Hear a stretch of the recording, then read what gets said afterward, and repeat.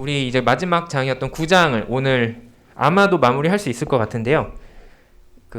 한번 진행을 해보도록 하겠습니다.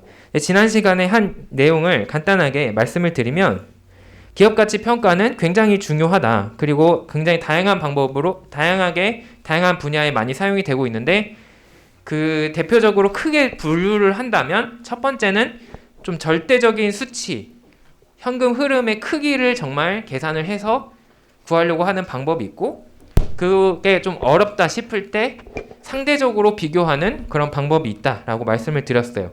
그래서 현금 흐름 할인법 요 하나하나 계산을 해보는 요 방법을 저희가 했었고 그때 이게 굉장히 길게 이제 느껴졌을 거예요. 그래서 여러 가지 과정이 필요하다. 하지만 이론적으로는 이게 가장 명확한 판단의 근거가 될 수 있습니다. 그래서 가능하다면 이런 방법을 활용하는 게 좋기는 해요. 조금 더 엄밀하게 할 때는. 하지만 이제 외부 투자자 입장에서는 이렇게 기업 내부의 속속들이 정보를 가지고 있지 못한 경우가 많기 때문에 좀 어려울 수가 있고 그래서 우리는 비교 분석을 많이 하게 된다. 그래서 가장 중요한 것은 이거라고 말씀을 드렸어요. 어떤 기업이랑 비교할 것이냐. 그거를 잘못 결정하면은 전혀 정말 다른 결론을 얻을 수 있기 때문에 여러분들께서는 항상 그것을 다른 사람이 그런 분석을 했다 할 때도 항상 그것을 체크해야 되고 여러분들이 분석을 실제로 할 때도 그것을 가장 신중하게 선택을 해주셔야 됩니다. 자, 그럼 오늘 하스브로의 예시를 통해서 한번 살펴볼 텐데 여기서도 이 교과서 저자도 어떤 기업을 비교할 것이냐라는 것을 굉장히 구구절절히 설명을 하고 있습니다. 그래서 제가 하나하나 한번 짚고 넘어가자면 일단은 이 하스브로라는 기업의 산업이 완구 및 게임 업종이다 라고 분류가 되기 때문에 트랜스포머 이런 것을 만드는 회사이기 때문에 비교 기업도 마찬가지로 선정을 하게 됩니다. 이제 그 당시 2016년에 미국에 있는 그런 완구나 게임 관련 회사가 무엇이 있느냐 살펴보니까 일단 마텔이라는 회사가 있어요. 저는 사실 이번에 처음 들었는데 미국의 조금 유아들을 위한 장난감이나 게임을 제조하는 그런 업체라고 합니다. 근데 여기서 얘가 하는 일은 굉장히 비슷하기 때문에 비교 대상으로는 적절하다라고 설명을 하고 있지만 거기에 한 가지 조금 우려가 있다라는 것을 또 언급하고 있습니다. 바로 뭐냐면 2016년 당시에 마텔이라는 기업이 좀 재무적으로 어려웠다. 그러니까 좀 회사가 어려운 상황이었어요. 그러면은 이게 잠재적으로는 문제가 될 수 있는 게 이렇게 회사가 좀 자금난이 있어서 어려워지면 그 기업의 가치가 상대적으로 주식 투자자에게 떨어지게 보일 수 있겠죠. 왜냐하면 얘네가 아무리 좀 나중에 미래에 충분한 현금 흐름을 발생을 시키더라도 지금 당장 망해서 없어지면 그 주식은 휴지가 되는 거기 때문에 그렇게 기업이 어려워지면은 주가가 좀 떨어질 수가 있습니다. 그러면은 이 마텔을 포함을 시켰을 때 좀 낮게 평가를 할 수 있는 거죠. 그래서 그런 점을 좀 유의할 필요가 있지 않느냐 이런 점에서 얘기를 잠깐 하고 있어요. 하지만 어쨌든 아주 심각하진 않다라고 보고 포함을 시켰습니다. 그다음 두 번째는 잭스 퍼시픽이라는 회사가 있는데 얘네도 완구나 아니면 소비자들이 사용하는 이제 집에서 사용하는 뭐 여러 가지 소비 제품들을 디자인하고 판매하는 회사다라고 설명을 하면서 포함을 시켰습니다. 근데 얘의 또 문제는 뭐냐면 하스브로에 비해서 너무 작은 회사다. 너무 조그만 회사이기 때문에 또 대기업과 중소기업을 완전히 비교하는 것은 또 다른 문제가 될 수 있겠죠. 그래서 그런 점이 좀 문제가 될 수는 있겠다라고 생각을 할 수 있습니다. 그 다음에 또 추가로 포함을 시킨 게 EA 일렉트로닉 아츠. 요거는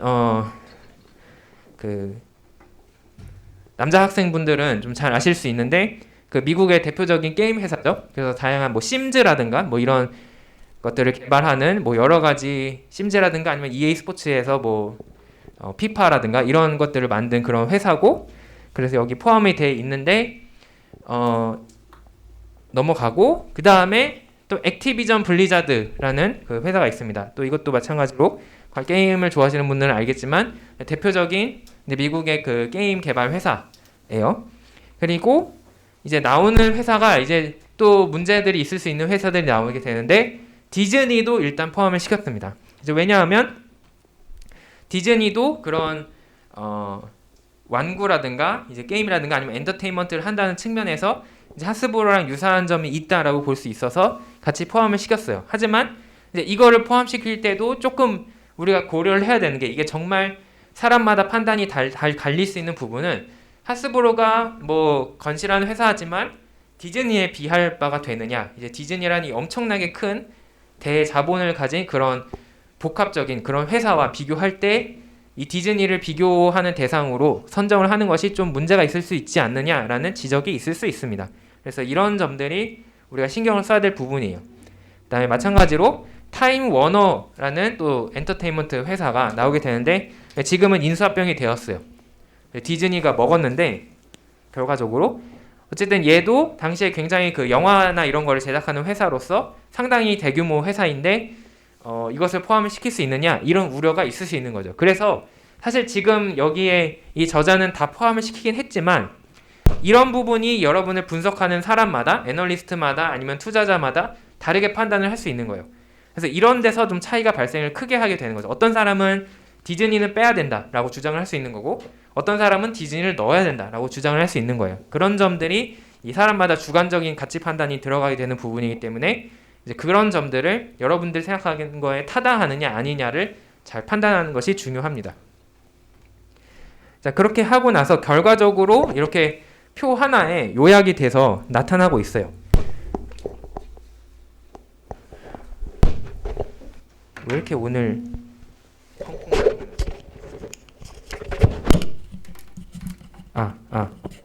자, 어떤 지표들을 봤는지 제가 한번 짚어드리도록 하겠습니다.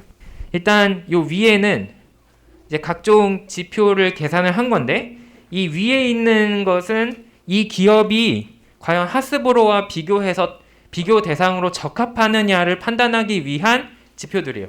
그래서 하스브로와 유사하게 계속 꾸준히 매출의 성장이 있느냐라는 것을 첫 번째 보고 있고, 그다음에 EPS, 그러니까 earnings per share, 그러니까 내 순이익이 얼마나 성장을 하고 있느냐라는 것을 또 보고 있어요. 그 다음에 성장률을 애널리스트가 계산한 성장률을 또 비교를 하고 있고, 그 다음 네 번째는 인터레스트 커버리지 레이쇼가 나오는데 이거는 뭐냐면 그 EBIT 같은 영업 이익을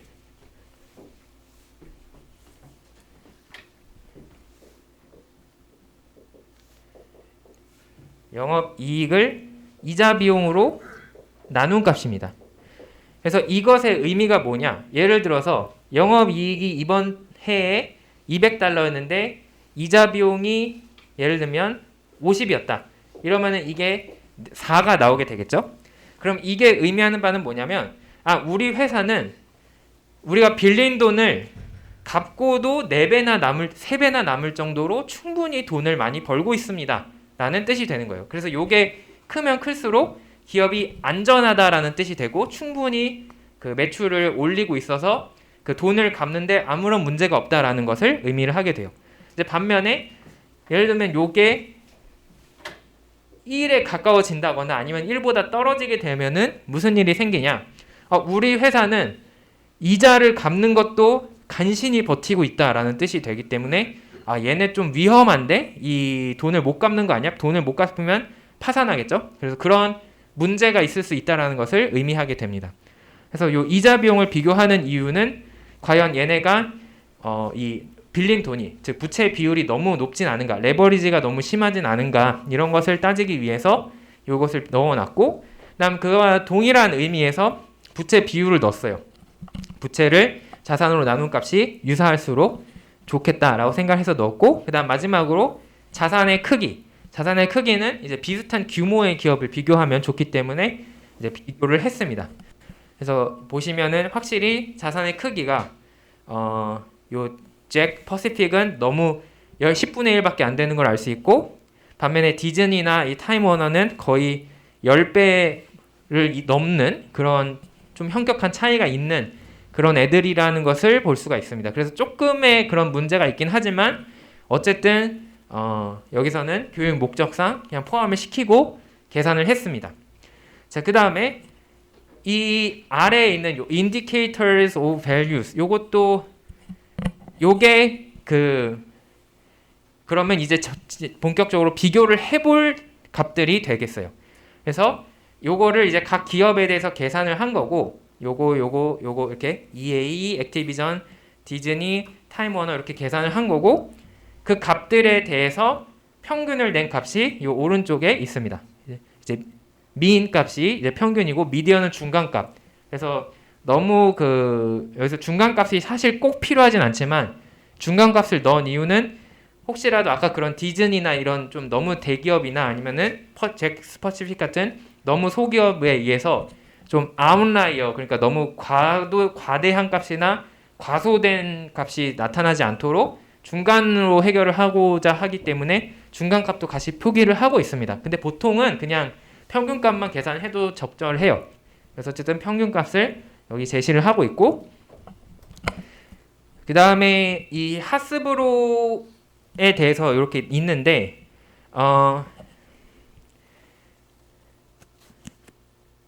이 값을 무엇으로 사실 이렇게 하는 게 이제 정확하진 않지만 지금 여기서는 이렇게 하고 있어요. 원래는 그냥 요 값을 그냥 사용을 하시면 돼요. 우리나라 보통 할 때는 요 값을 그럼 평균값을 그대로 대입을 해서 여기에 집어넣으면 된다 이렇게 생각을 하시면 되는데 이 저자는 좀 한 번 더 했는데 지금 평균이 29.9고 중간값이 23이니까 나는 하스브로는 21 정도가 적합한 것 같아. 이런 식으로 약간 자의적인 판단을 하고 있거든요.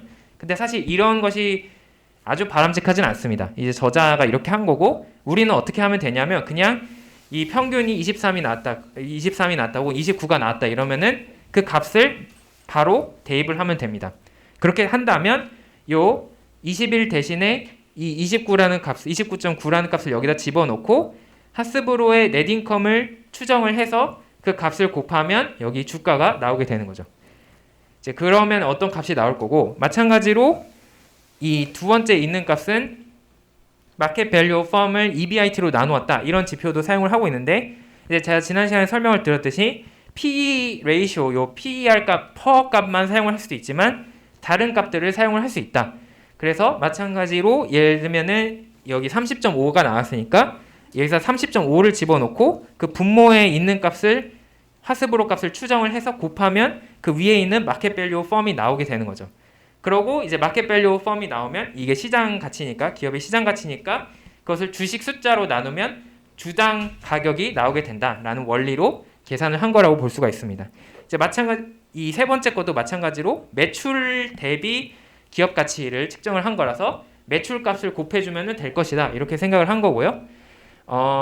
그 다음에 요 다 마찬가지고 결국 이런 값들을 나왔는데 예를 들면은 이것도 사실 이 저자는 좀 과하게 하긴 했어요. 그 교육 목적상 여러 가지 5가지 지표를 다 동시에 사용을 해서 이것으로 A 지표를 했을 땐 요 값이 나오고 B 지표를 했을 땐 요 값이 나오고 C 지표를 했을 땐 요 값이 나오고 그런 다음에 그것들을 보니까 나는 그 중간 정도에 있는 90이 좋겠다라고 생각을 하고 있는데 사실 뭐 그렇게까지 할 필요는 없고 실제에서는 프랙티스에서는 애널리스트의 경우 이 분석을 할 때 나는 어떤 지표를 쓰겠다라고 결정을 하면은 그거 한 가지만 딱 충실하게 하면 됩니다. 그래서 그거 첫 번째 PER 값을 사용하겠다라고 해서 93이 나왔다라고 하면은 93입니다. 이렇게 얘기를 하면 돼요. 뭐 이렇게까지 할 필요는 없어요. 물론 하면은 더 좋을 수는 있겠지만 뭐 그렇게까지 하는 경우를 전 거의 못 봤기 때문에 그냥 하시면 된다라고 생각을 하면 되겠습니다. 그래서 결과적으로 얘는 이 상대 가치법을 통해서 계산한 자기가 생각하는 적정 주가가 90이 나왔다.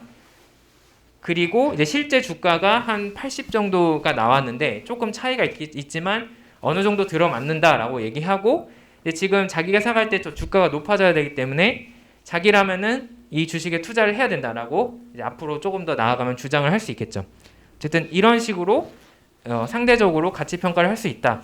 이게 아마 여러분들이 보고서를 쓰시면서 이런 방법을 조금 활용을 해보셨을 거예요. 제가 다 보진 못했지만 이 PER 값을 계산을 해보고 그것에다가 이 순이익을 곱해서 이런 식으로 주가를 추정을 해보는 그런 방법이 있을 수 있겠습니다. 지난 시간에 또 다른 친구가 질문을 했는데 이 순위 PER 값의 문제점이 이제 그런 게 있습니다. PER 값은 순이익으로 이제 측정을 하는 주가를 추정하는 방법이에요. 그런데 어떤 기업들은 순이익이 음수로 나오는 경우가 있어요. 지금 우리 기업이 손실이 있는 그런 경우가 있습니다. 그러면은 그 PER 값을 그냥 고지식하게 계산을 하면은 주가가 마이너스가 나오겠죠. 근데 주가가 마이너스라는 것은 말이 안 되니까 그런 경우에는 PER을 사용하는 것이 옳지 못하다라고 생각을 할 수 있습니다. 그럴 때는 대신 사용할 수 있는 것이 이런 식으로 매출이나 EBIT를 활용한 지표를 사용하는 겁니다. 이제 이런 게 특히 많이 사용되는 경우가 그 벤처 기업들을 평가할 때, 왜냐하면 벤처 회사들이나 스타트업의 경우는 아직 순이익이 발생하지 않고 있는 경우가 굉장히 많아요. 그러면은 걔네한테 이렇게 PER 값을 사용을 하면은 주가가 0이나 음수가 나와야 되는 것이 정상이거든요. 하지만 우리는 그렇게 실제로 받아들이진 않죠. 예를 들면 쿠팡 같은 경우도 올해에 드디어 이익이 나기 시작했다라고 주장을 하고 있는데 그 전까지 쿠팡 주가가 굉장히 높았단 말이에요. 그렇다는 것은 다른 방법으로 평가를 해야 되지 않을까. 그런 초기의 기업에 대해서는. 그럴 때 이 매출이나 EBIT 같은 것들을 사용을 하기도 하고 또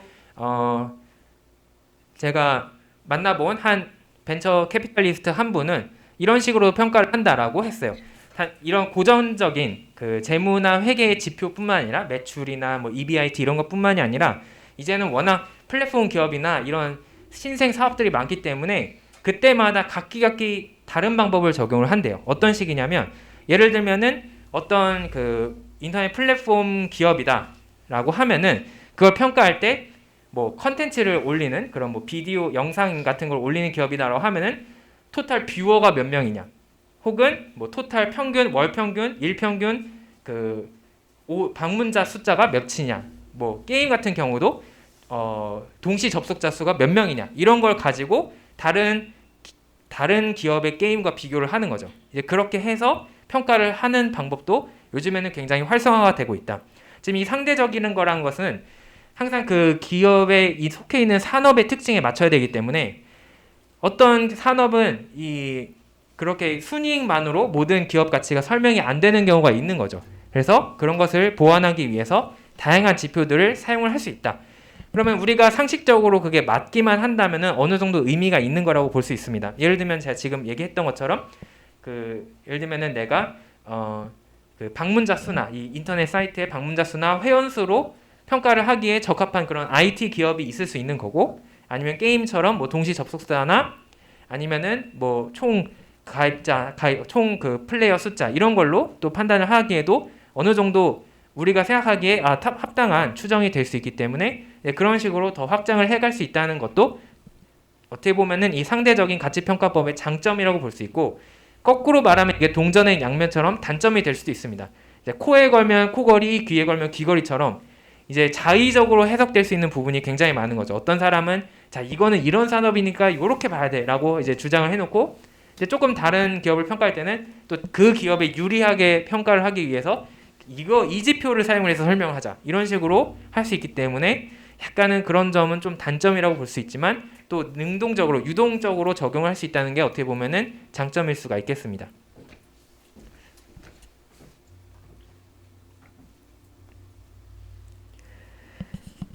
자, 이렇게 해서 우리가 사실 더 많은 여러 가지 실습을 하면서 평가를 하면은 좋겠지만 일단 교과서에서 나온 예제는 여기서 끝이고 제가 다음 시간에 한번 예시를 가져와서 설명을 드리려고 하고 있어요.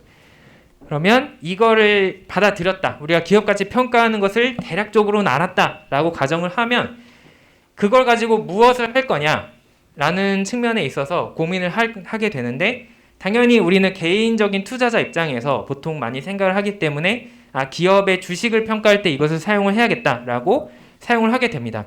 그런데 이제 그 현실에서 이런 개인 투자자들이 활용하는 것보다 더 엄밀하고 치밀하게 많은 사람들이 고민을 하는 것은 바로 M&A를 할 때요.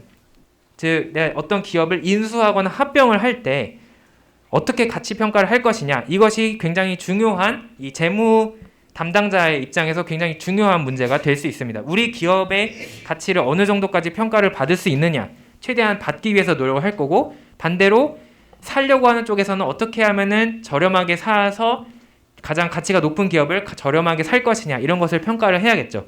이제 그런 내용을 이제 이 지배권 시장의 섹션에서 말씀을 드릴 텐데 마이크로소프트가 링크드인이라는 회사를 인수했습니다.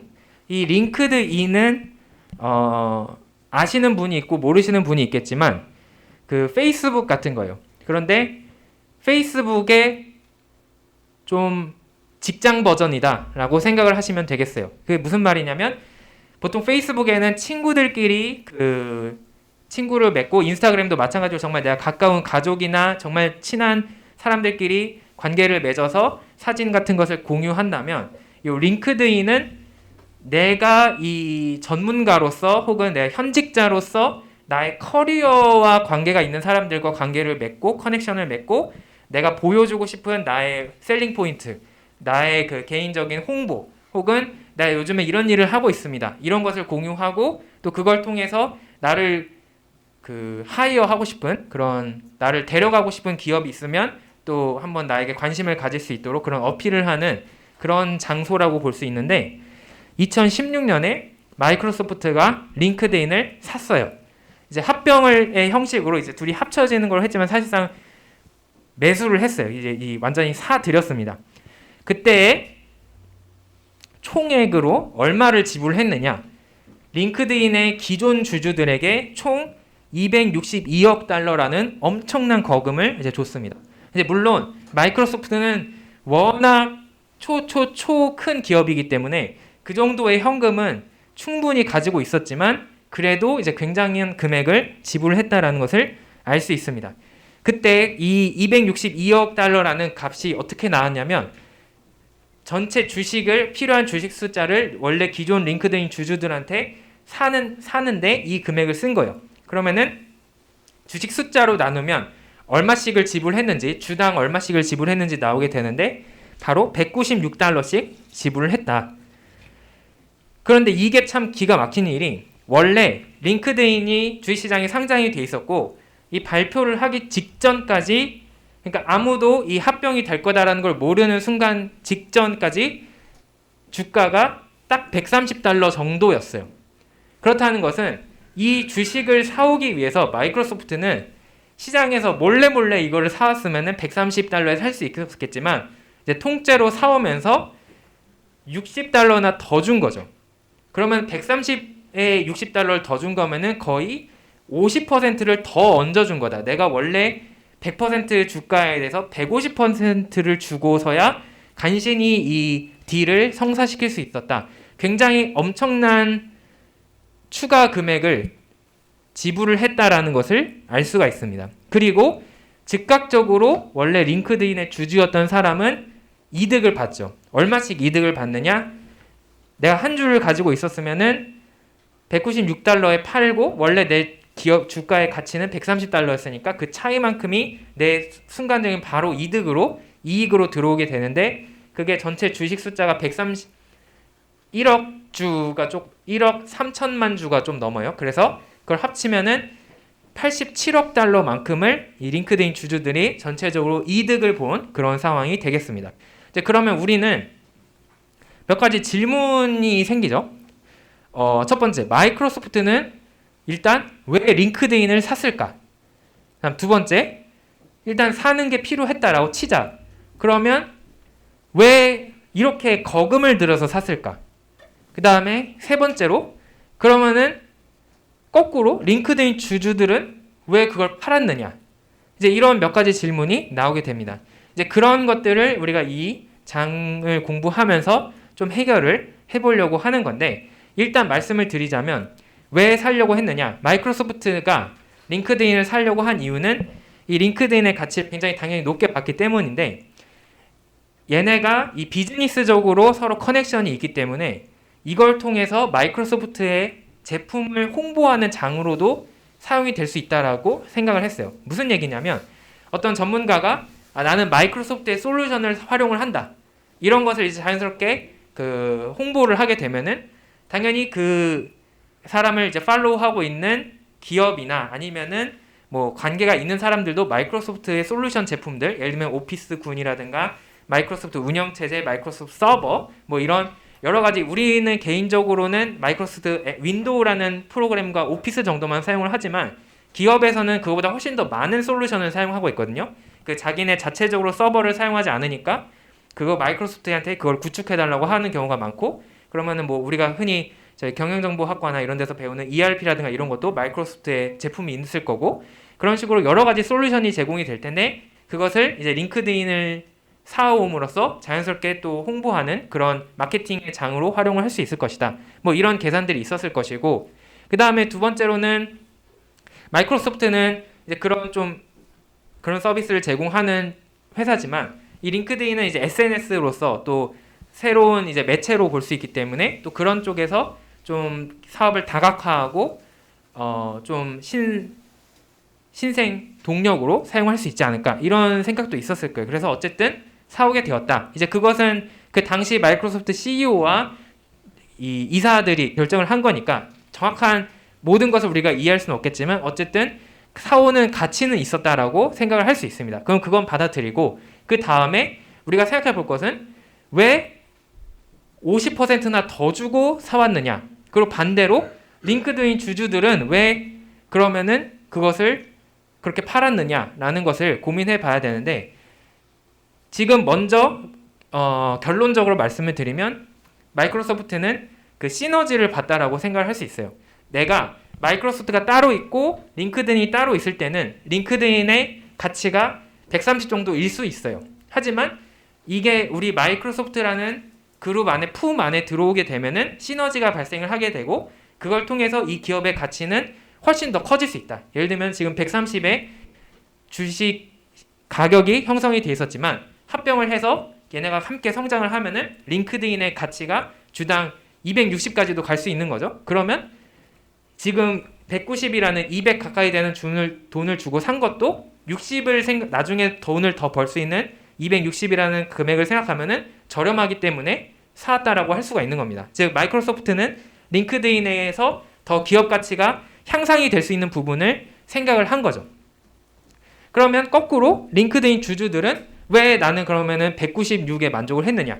그것은 자기네만으로는 그것을 이룰 수가 없기 때문에 자기네는 여기서 이제 종료하는 것이 더 합리적이다라고 생각을 한 거죠. 링크드인 자체에서 260까지 갈 수 있느냐? 그것은 어렵다. 그럼 혹은 뭐 200까지 갈 수 있느냐? 그것은 어려울 수 있다. 이제 성장의 한계에 봉착을 했고 그렇다면은 우리는 여기서 엑시트를 하자. 좀 이제 빠지면서 적당한 이익을 취하고 그 대신 이제 앞으로 링크드인은 마이크로소프트 품에서 마이크로소프트의 새로운 그 지금까지의 경영 노하우나 아니면 인적 자원이나 아니면 그 거대한 자본의 도움을 받아야지만 그 기업 가치가 올라갈 수 있기 때문에 그렇다면은 지금 우리가 더 요구하는 것도 말도 안 되고 이것을 안 팔고 계속 가지고 있으려고 하는 것도 문제가 있다라고 생각을 했기 때문에 서로 합의가 이루어져서 판매가 된 것이라고 볼 수가 있습니다. 자, 이렇게 지금 주식을 단순하게 사오는 것이지만 이렇게 특히 기업을 인수하거나 합병해서 이 경영권을 하고자 할 때 우리는 지배권 시장이라는 개념을 통해서 이야기를 합니다.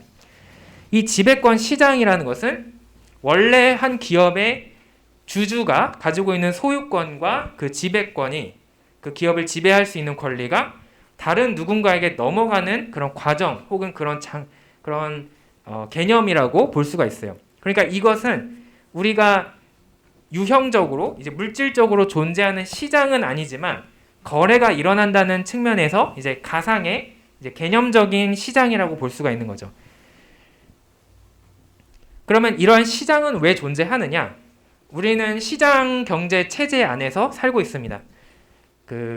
얼마나 시장에 의존을 하느냐의 차이는 있지만 이제 전 세계 국가들은 기본적으로 다 자유로운 시장에서 거래가 일어나는 것을 통해서 이제 경제가 발전을 하고 있어요.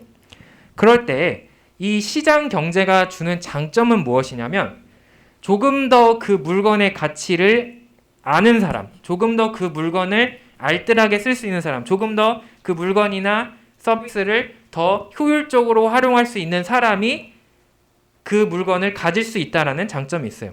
무슨 얘기냐면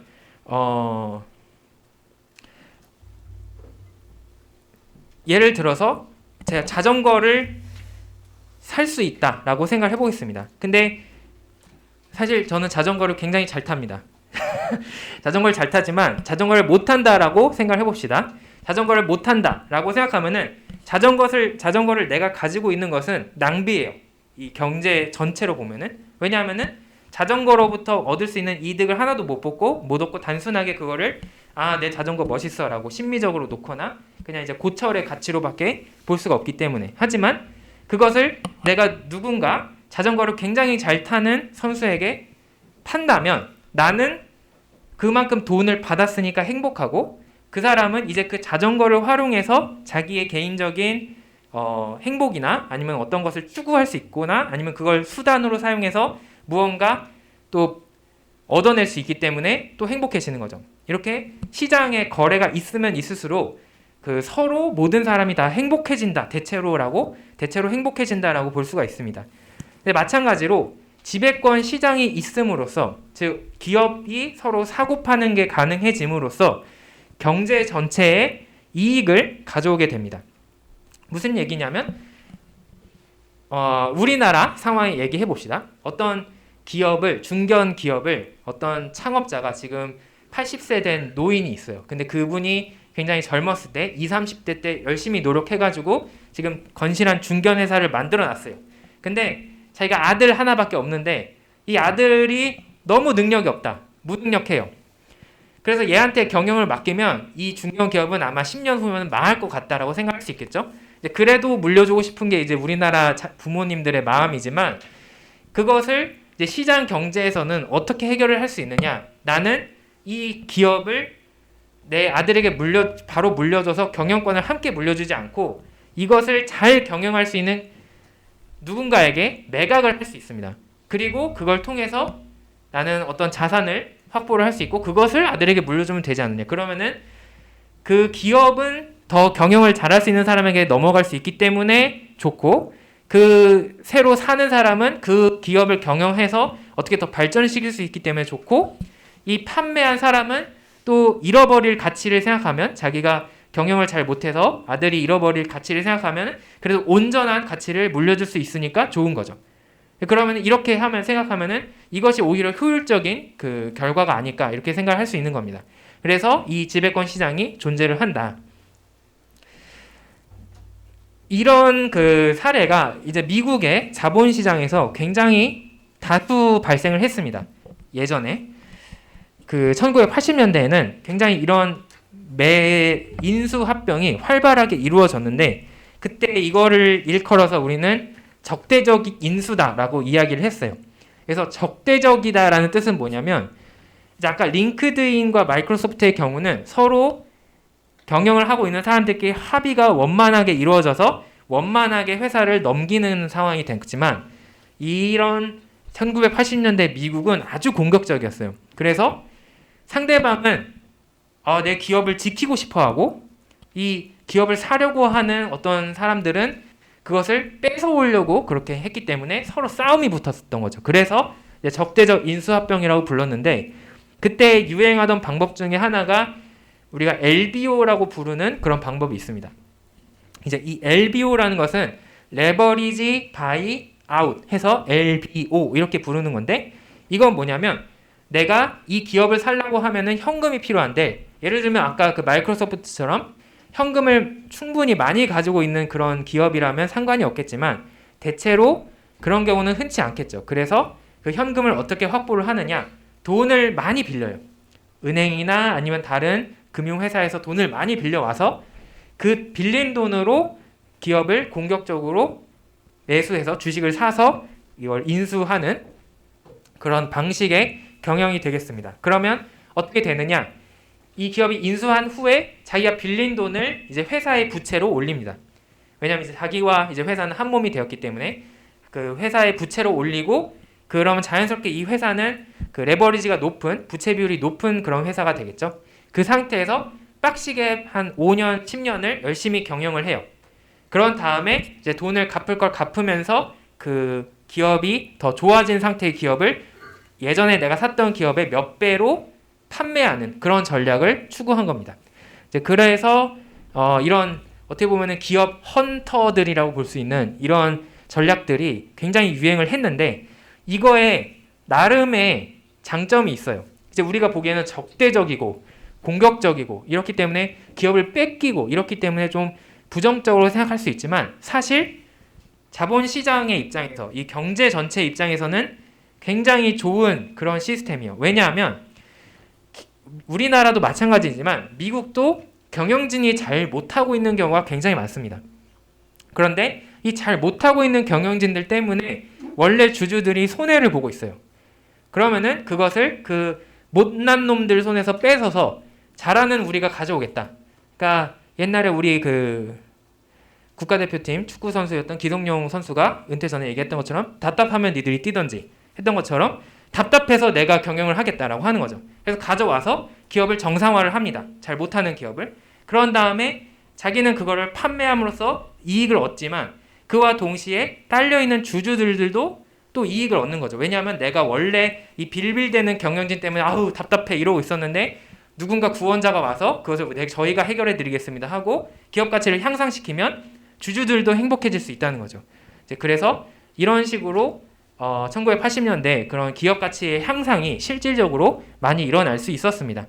하지만 1980년대 이런 유행이 있은 후에 이제 항상 모든 역사는 정반합으로 가게 되는데 정반합을 여기에 적용한다면 정은 이렇게 인수합병이 활발해진 효과가 있고 그걸 통해서 기업 가치가 향상된 효과가 있지만 반은 그 반대급부로 발생한 것이 뭐냐면 너무 심하다. 내 기업을 내가 지금까지 일궈온 10년짜리 기업을 15년짜리 기업을 내가 한순간에 빼앗기는 게 억울하다. 그래가지고 이 기업을 경영하는 사람들이 자기의 경영권을 방어하기 위한 전략을 엄청나게 많이 깔아놔요.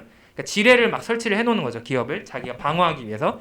그래서 이후로는 조금 그 인수합병이 좀 일어나기 어려워지는 그런 상황이 좀 발생을 하게 되고 그런 트렌드가 좀 유지가 되고 있습니다. 어쨌든 이제 한때 그런 붐이 있었고 이제 그런 걸 통해서 우리가 알 수 있는 것은 이게 꼭 인수합병이 된다고 해서 나쁜 것은 아니구나. 우리가 너무 뺏긴다는 개념이 나쁘게 생각할 것이 아니라 이제 올바로 잘 할 수 있는 사람에게 넘겨준다면 그게 오히려 서로 이득을 볼 수 있는 상황이다. 이렇게 생각을 하자는 겁니다. 자, 그러면 이 지배권 시장의 작동 원리를 좀 더 자세하게 이해하기 위해서 이 주주의 권리, 내가 주주의 입장에서 주식을 파는 그 과정에서 어떤 것을 생각하게 되는지 한번 생각해 봅시다. 내가 주주로서 누리는 혜택이 있어요. 우리는 보통 개인 투자자 입장에서 주식시장에서 주식을 사면 돈만 생각을 하죠. 이 기업이 나중에 돈을 많이 벌어서 주가가 올라갈 거야. 이런 개념을 보통 많이 생각하는데 이제 그것은 겉보기에 이제 그게 제일 중요해 보이기도 하지만 그 외에도 이제 내가 주주가 됨으로써 얻는 여러 가지 혜택이 있습니다. 이제 그것 중에 한 가지가 바로 뭐냐면 의결권이에요. 지금 제가 말씀드렸던 여러분이 가장 생각하는 경제적인 가치는 보통 우리가 현금 흐름권이라고 부릅니다. 혹은 현금 흐름의 권리, 혹은 경제적 권리. 이것은 뭐냐면 기업이 나중에 돈을 벌 것이기 때문에 나는 배당을 받던지 아니면 기업의 주가가 올라가서 그 주식을 높은 가격에 매각을 함으로써 이득을 얻을 수 있다라는 권리를 내가 항상 보유하게 되는 거예요. 그와 동시에 나는 경영에 참여할 수 있는 권리를 부여받게 되는데 그것이 의결권 혹은 지배권입니다. 사실 개인 투자자 입장에서는 내가 삼성전자의 그 많은 주식 중에서 1주를 산다고 해서 경영에 즉각적으로 영향을 미칠 수는 없어요. 그렇기 때문에 우리는 보통 그걸 무시해요. 하지만 이 지배권 시장을 생각하는 기업의 입장에서는 그 의결권 조그만 거 티끌들이 모여서 태산이 되는 거죠. 그래서 이 의결권이 상당히 중요한 역할을 하게 됩니다. 과연 내가 이 기업을 계속 경영할 수 있느냐? 예를 들면 내가 영향을 미쳐서 최고 경영자, CEO를 임명할 수 있느냐? 사장을 바꿀 수 있느냐? 이사를 임명할 수 있느냐? 혹은 나의 승인을 받아야지만 기업이 투자를 할 수 있느냐, 기업이 어떤 투자를 생각했을 때 나의 허락을 받아야 되느냐, 이런 것이 굉장히 중요한 역할을 하게 되는 거죠. 그리고 이 의결권 혹은 지배권에 대해서 엄청나게 높은 프리미엄, 즉 추가로 얹어주는 돈이 생기게 되는데 그것을 우리는 지배권 프리미엄이라고 부릅니다. 당연히 우리가 보통 주식 거래를 개인적으로 할 때는 뭐 한 주, 두 주, 뭐 100주 이렇게 판매하고 사는 것에서는 이런 지배권 프리미엄이 없어요. 하지만 그런 아까 마이크로소프트가 링크드인을 살 때 그만 50%나 얹어줬던 이유는 내가 이 주식을 사옴으로써 링크드인의 주식을 사서 경영을 할 수 있다라는 그 베네핏이 있기 때문에 그 50%를 더 얹어준 거다라고 생각을 할 수 있는 거죠. 그리고 그러한 상황은 언제 발생을 하느냐? 아까처럼 마이크로소프트처럼 야 이거를 우리가 사와서 더 잘할 수 있다. 즉 지금 보이는 주가는 현재의 일시적인 거고 미래에는 사실 나만 알고 있는데 비밀인데 얘는 주가가 2배가 될 거야. 이런 것을 알고 있기 때문에 혹은 그렇게 믿고 있기 때문에 더 높은 가격을 줘서라도 이것을 사오려고 하는 것이다. 이거를 그림으로 그리면 이렇게 됩니다. 지금 이 기업의 가치는 여기 있어요. 지금 현재의 경영진은 이 기업의 미래의 이익을 이 정도밖에 창출을 하지 못하고 있어요. 그래서 지금 전체 기업의 가치는 요 주가는 여기에 있습니다. M이라는 값에 있어요. 그렇지만 내가 이 기업을 사게 되면, 기업을 지배하게 되면 나는 경영진을 교체할 수 있어요. 그래서 아주 잘하는 놈을 데려다가 앉혀놓고 내가 원하는 대로 이 기업을 이끌어 나갈 수 있어요. 그러면은 나는 지금의 현금 흐름, 지금의 미래의 이익보다 훨씬 더 많은 이익을 발생을 시킬 수 있다. 그렇게 생각하는 거예요. 그러면 그때의 기업 가치는 이렇게 될 거다. 즉 주가가 여기 있는 C까지 올라갈 거다. 따라서 지금 주가는 M이지만 나는 C까지 보고 있다. 그러면 나는 적당히 M과 C 사이에 어느 정도를 주고 이 기업을 사오면, 물론 당연히 M을 주고 사올 수 있으면 좋겠지만, M만 주고 사올 수 있으면 좋겠지만, 사오기만 하면은 어쨌든 C까지 주가를 올릴 수 있다. 더 많은 이익을 창출할 수 있다라고 보는 거죠. 그렇기 때문에 사오게 되고, 그때 보통은 경영권을 뺏기는 입장에서 경영권을 내놓기 싫기 때문에 지금 주가가 M인데 그것에 팔겠느냐 하면은 내가 왜 굳이? 라고 할 거예요. 그러므로 아니 내가 더 얹어줄게. 이만큼 얹어줄게 라고 하면은 그것을 승낙을 할 가능성이 높아지겠죠. 그래서 그만큼 주고라도 가져오게 되고 따라서 그만큼을 프리미엄으로 지급을 하게 된다. 자, 이거 예시를 통해서 말씀을 드릴게요. 이제 XYG라는 기업이 있습니다. 지금 잘 못하고 있어요. 지금 주식의 총수가 1000주가 있어요. 그런데 주가는 $10에 불과해요. 옆 동네에 있는 ABC라는 기업이 있어요. 조금 더 잘하고 있는 기업인데 돈이 남아서 보니까 옆에 XYG가 잘 못하고 있어요. 그래서 야 얘네는 더 잘할 수 있는 애들이 왜 이럴까? 하고 딱하게 생각을 합니다. 그래서 안 되겠다. 내가 직접 해야겠다라고 하고 얘를 인수하려고 생각하고 있습니다. 인수하면은 자기가 XYG의 기업 가치를 $15,000까지 올릴 수 있다라고 예상을 했어요. 어떤 나름대로의 분석을 해서 이런 것들을 고려할 때 시너지를 활용할 때 이 정도까지 기업 가치가 올라갈 것이다 라고 생각을 했습니다. 근데 이 LBC는 자기네 투자에 있어서 뭐 기회비용이 있기 때문에 20%의 할인율을 생각한다. 그러면 어떻게 되느냐? ABC가 생각하는 일단 주가가 있겠죠? 바로 그 주가는 기업 가치를 전체 주식 숫자로 나눈 15,000 나누기 1000으로 해서 $15까지는 오케이라는 거예요. 왜냐하면 자기가 그만큼은 올릴 수 있을 거라고 생각을 하기 때문에. 그러면 얘가 주식을 이제 사기 시작합니다. 근데 이제 1000주가 있는데 거기서 내가 내 맘대로 좌지우지 하기 위해서는 과반수를 확보를 해야 돼요. 여러분들 그 국회의원 뽑을 때 이제 300명 중에 몇 명이 여당이냐 야당이냐에 따라서 이제 나라의 여러 가지 일이 바뀔 수 있잖아요. 이제 그것처럼 마찬가지로 기업의 입장에서도 투표를 하게 되는데 주주총회에서 그때 내가 의결권, 투표를 할 수 있는 권리가 많으면 많을수록 내가 내 맘대로 할 수 있겠죠. 하지만 보통 이제 이 민주주의 원칙에 따라서 정확하게 말하면 민주주의는 아니지만 어쨌든 그 다수결의 원칙에 따라서 내가 최소한 1000주 중에 501주를 확보를 해야 내 마음대로 할 수 있어요. 만약에 501주가 안 되면 다른 사람들의 동의를 얻어야지만 내가 무슨 일을 진행을 할 수 있는 거죠. 그래서 안정적으로 내가 진행을 하기 위해서는 501주가 필요합니다. 그러면 이론적으로 이렇게 생각을 했을 때 얼마만큼의 인수 비용이 필요하느냐?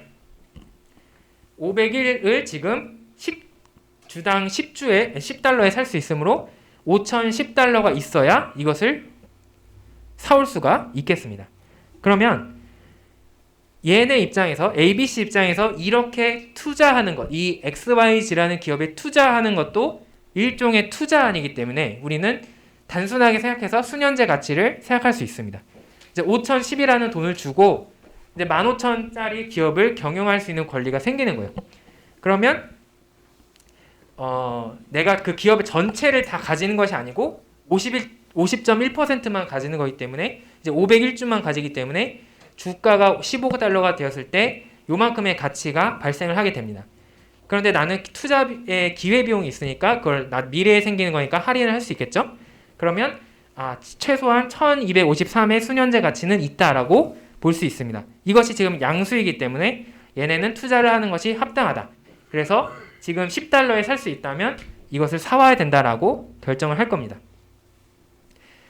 자, 이거는 10달러의 주식을 살 수 있을 때의 현재 가치였어요. 그런데 현실에서는 10달러에 사올 수가 없습니다. 왜냐하면 나는 경영권을 지키고 싶은 사람들이 있겠죠. 그래서 현재 주가에 사올 수가 없습니다. 일단 첫 번째 요인. 나만 이 기업이 더 잘 될 수 있다고 생각하는 게 아니라 다른 누군가도 그 생각을 어딘가에선 하고 있을 수 있어요. 아까 그 마이크로소프트와 링크드인의 그 인수 과정에서도 사실 마이크로소프트의 경쟁자가 출연을 하게 됩니다. 그래서 서로 베팅을 하게 돼요. 서로 아니 내가 더 살게, 아니 내가 살게 이러면서 싸움이 붙어요. 이제 그것처럼 현실에서도 경쟁이 붙을 수 있고 그러면은 가격이 올라가겠죠. 왜냐면 몸값이 올라가니까. 두 번째, 지금 그러면 기업을 경영하고 있던 사람들은 어떻게 되느냐? 당연히 인수합병이 되면 제일 먼저 하는 게 경영진을 날려버리는 거예요. 왜냐하면 내 입맛에 맞는 사람을 들여야지. 그리고 애초에 이렇게 인수합병을 해야 되겠다라고 생각을 한 이유 중에 대다수가 지금 경영진은 못하고 있다라고 생각을 했기 때문에 그런 거잖아요. 그렇다면 걔네를 일단 날려야겠다. 그러므로 지금 경영을 하고 있는 사람들은 어떻게든 그것을 막으려고 하는데 문제는 얘네가 이것을 이미 가지고 있기 때문에 이 자원을 활용을 할 수 있다는 거예요. 회사의 자원을 활용을 해서 그것을 막으려고 한다는 것이고 그만큼 회사에게 피해를 줄 수 있다는 거죠. 이제 그것이 이제 또 하나의 장애물이 될 수 있습니다.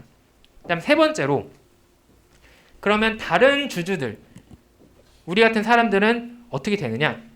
싸워라 싸워하고 이제 신나게 강 건너 불구경을 하게 됩니다. 왜냐하면 나는 어쨌든 누구 편도 들 수 있는데 지금 새로 인수하려는 쪽을 들어서 갈아탈 수도 있고 아니면 지금 경영진 편을 들 수도 있어요. 어쨌든 그 둘 다 나의 도움이 필요해요. 왜냐면 평상시에는 도움이 필요 없었지만 지금만큼은 나의 도움이 필요해. 내가 누구에게 주식을 파느냐에 따라서 인수합병이 되느냐 안 되느냐가 바뀌게 되므로 이때 가격이 올라가게 됩니다. 그러면은 어떤 추가적인 이득을 생각할 수밖에 없다는 거죠. 그래서 보통 이 누군가 어떤 기업이 다른 기업을 인수하려고 한다라고 하면은 그 인수되는 기업의 피인수 기간의 주가가 좀 상승하는 그런 모습을 우리가 관찰을 할 수 있습니다. 호재다 이러면서 주식시장에서 그 난리가 나죠.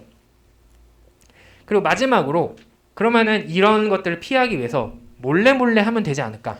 예를 들면은 주식을 그냥 내가 개인 투자자인 것처럼 하루에 딱 12주씩만 주식시장에서 조금씩 먹으면 언젠가 얘를 사올 수 있지 않을까 이렇게 생각을 할 수 있는데 법적으로 그게 금지가 되어 있습니다.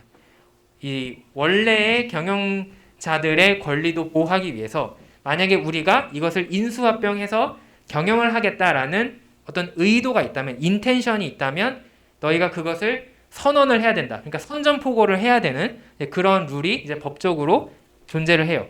이제 그렇게 하기 때문에 공개를 해야 된다는 거죠. 내가 앞으로 주식을 이만큼 살 거다라는 것을 공개를 해야 된다는 거죠. 그때부터는 이제 전면전이 일어날 수밖에 없는 것입니다. 자, 이게 미국의 사례에서 얼마만큼 그런 웃돈을 주고 기업을 사왔느냐라는 것을 보여주고 있어요. 지금 1995년부터 이제 굉장히 많은 거래들이 일어났고 그 중에서 이제 총액이 상당히 큰 것만 골라도 이제 연간 100여 건이 항상 넘는 것을 관찰을 할 수 있습니다. 그리고 마지막은 그런 기업들의 원래 주가 대비 실제로 그 주식을 사온 가격을 비교했을 때 몇 퍼센트나 더 주었느냐. 아까 마이크로소프트는 거의 50%를 더 줬다고 했죠. 지금 여기서도 평균적으로도 적어도 20%에서 보통 30% 그리고 어떤 때는 그거보다 더 많이 주고도 이 주식을 사오는 것을 알 수가 있습니다. 즉 내가 기업 가치를 향상을 시킬 수 있지만 그것을 하기 위해서는 어느 정도 추가적인 희생이 필요하다. 어느 정도 추가적인 웃돈을 주어야지만 그것을 성사시킬 수 있다라는 것을 의미합니다. 그래서 아까 예시에서 이렇게 생각해 볼게요. 자, 이 기업 가치가 향상이 될 텐데 그 전에 일단 이 주식을 사오는데 웃돈을 줘야 된다. 추가적인 지출이 필요하다. 얼마만큼 요구를 하고 있느냐. 이제 여러 가지 협상 결과 25%는 더 받아야겠다라고 주주들이 말했다 칩시다. 그러면 $10에 지금 시장에 가격이 있지만 나는 그 경영권을 사오는 그 프리미엄에 대해서 25%를 더 줘서 $12.5에 사올 수 있다라는 뜻이 되는 거예요. 그러면 나의 계산이 바뀌게 됩니다. 내 비용이 바뀌어요. 나는 원래 $10로 생각을 하고 비용이 5천 얼마구나 이렇게 생각을 했는데 그게 아니었던 거죠. 사오려면은 25%를 더 줘야 된다. 그래서 비용이 6천이 넘어가게 됩니다. 그러면 이거를 아까 $15까지 올릴 수 있다라고 하면은 우연히 공교롭게도 딱 순현재 가치가 0이 딱 되는 것을 확인을 할 수 있어요. 그래서 우리는 이때 이제 판단이 갈리게 되는데 이제 원칙적으로는 여전히 순현재 가치가 음수는 아니기 때문에 여전히 사오는 것이 이득이다. 투자할 만한 가치가 있다라고 볼 수가 있습니다. 하지만 만약에 예를 들어서 여기서 주주들이 조금만 더 돈을 요구했다면 예를 들면 30%를 요구했다면 이것은 더 이상 투자할 가치가 없게 되는 거죠. 그럼 어떤 일이 일어나게 되느냐? 주주들이 인수 프리미엄을 더 많이 요구하면 요구할수록 기업을 사오는 것이 불가능해지고 이제 그러면 어떤 문제가 발생하냐면 그 기업은 변화할 수 있는 기회를 잃어버리게 되는 거예요. 지금 얘를 사와야지만 얘네가 잘 경영을 해서 주가를 15까지 올릴 수 있는데 지금 너무 내가 큰 돈을 요구하면은 그런 기회도 그러면 때려쳐 이러면서 안 하고 만다는 거죠. 그래서 이 프리미엄에 의해서 어느 정도 이 인수합병이 활발하지 못하게 되는 그런 이유가 존재한다라고 볼 수 있습니다. 자, 이 숫자만 봐도 이 프리미엄의 존재만으로도 어느 정도 이 지배권 시장에서 활발하게 인수합병이 일어나는 것이 제한이 되는 것을 우리가 지금 방금 개념적으로 이해할 수 있었는데 현실에서는 이에 추가적으로 더 여러 가지 문제가 생기게 돼요. 이제 그 중에 대표적인 문제가 무임승차 문제라는 것이 있는데 그것에 대해서는 시간 관계상 제가 다음 주에 더 설명을 드리도록 하겠습니다. 혹시 오늘 질문이 있나요? 네, 없으면 오늘 여기서 마칠게요. 고생하셨습니다.